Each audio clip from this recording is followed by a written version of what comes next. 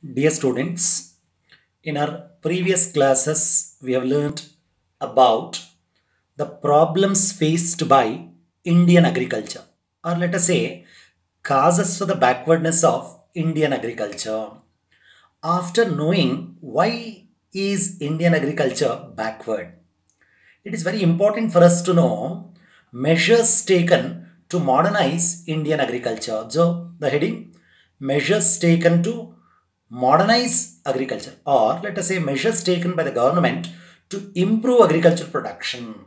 Here you can observe different pictures in this slide. All these pictures, they denote application of science and technology in agriculture, thereby improve agricultural production.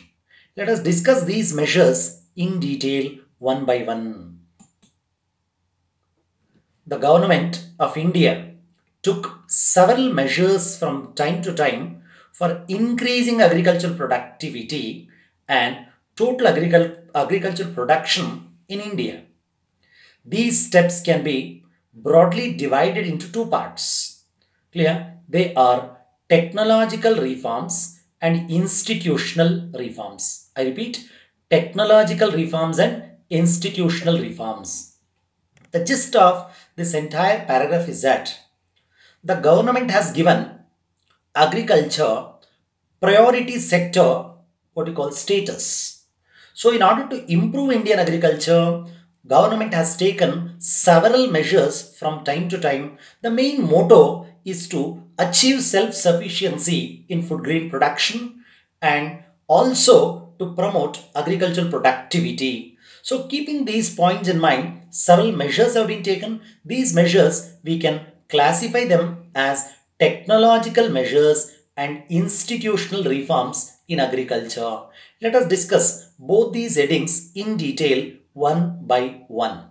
First, let us take up technological reform measures, then we'll go to institutional later. Under this technological measures itself, we have 5 to 6 subheadings. Each one of them, let us discuss one by one. Observe. Since 1959-60, the government of India has undertaken many technological reforms which include the following. What are they? Observe. The very first one, application of HYVS stands for High Yielding Variety of Seeds.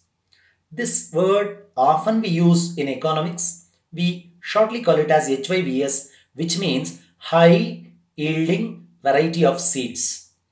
See, the hallmark of new technology adopted in Indian agriculture is introduction of HYVS in the place of low yielding seeds. When I say low yielding seeds, clear, the normal seeds, or let us say low quality seeds. Instead of using low quality seeds, clear, application or use of HYVS has been promoted.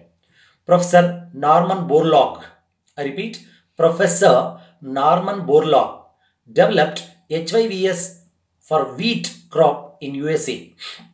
He was an agro scientist. He developed high yielding variety of seeds for wheat crop in America.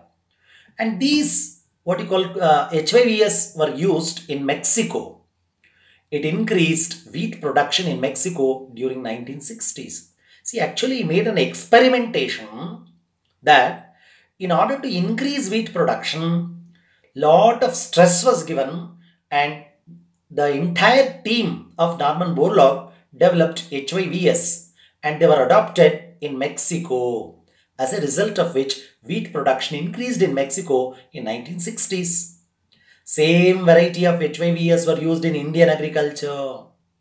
See, 1960s, it's an important what you call event actually. That date, 1960s, when I say 65, 66, 67, during that time, Indian agriculture witnessed, clear, enormous growth in the production of food grains that we refer by the name called Green Revolution, which we are going to discuss in the later part of the chapter. So even in Indian agriculture also the food grain production increased. Why? because we also started using HYVS. The new type of seed, HYVS, utilizes nutrient elements of soil, enhancing the size of the grain rather than making leaves and plants to grow longer. Observe this statement.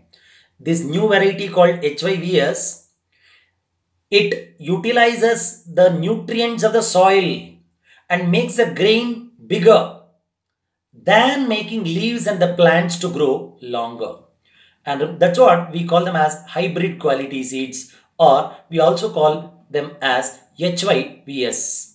Then these seeds grow quickly. I repeat, these seeds grow quickly and they are non-photosensitive.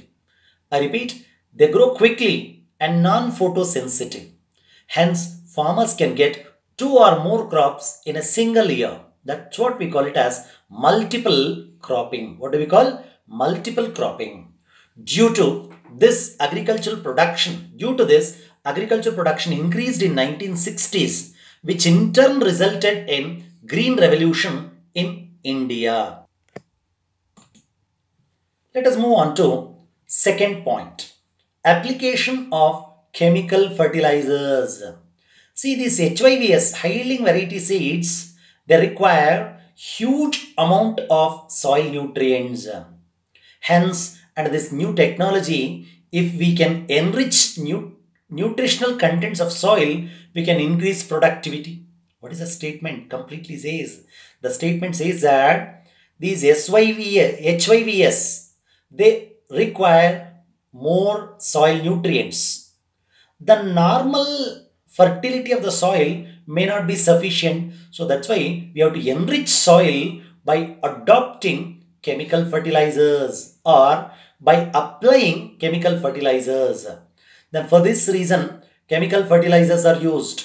Initially, nitrogen-based fertilizers were used. Then fertilizers based on potassium and phosphorus were also used. Observe, nitrogen-based one, then potassium and phosphorus-based one. 2 types of fertilizers were used. These fertilizers can properly supplement soil nutrients for quick growth of plants. See, observe, HYVS require chemical fertilizers and organic manure. Natural fertility will not be sufficient. As this HYVS require more soil nutrients, there is a requirement of chemical fertilizers, and that was supplemented during the period of Green Revolution in India in 2 different phases. First phase, it was supplemented through nitrogen based fertilizers. Second phase, potassium and phosphorus based fertilizers were also supplemented. Let us move on to the third point, that is application of weeding and pest control methods. Chemical fertilizers are absorbed not only by plants but also by weeds. I think you can observe here 2 points have been stressed: plants and weeds. When I say weeds, they are the unwanted plants that they grow in between the crops.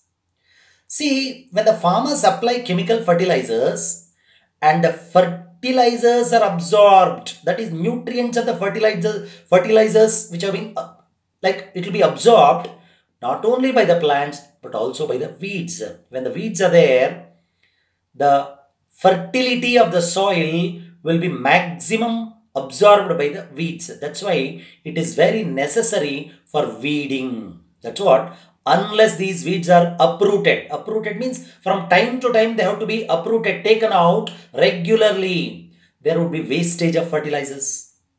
New varieties have not yet acclimatized themselves to Indian conditions. See, this new variety of HYVS, they require time to get adjusted, acclimatized themselves to Indian conditions.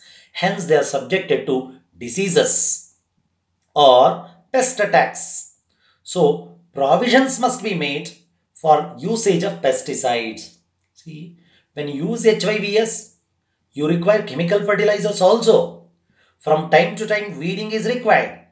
and they have not adjusted to Indian conditions, acclimatized to Indian conditions, so they are subjected to pest attacks. Hence, provisions must be made in order to provide pesticides or in order to use pesticides.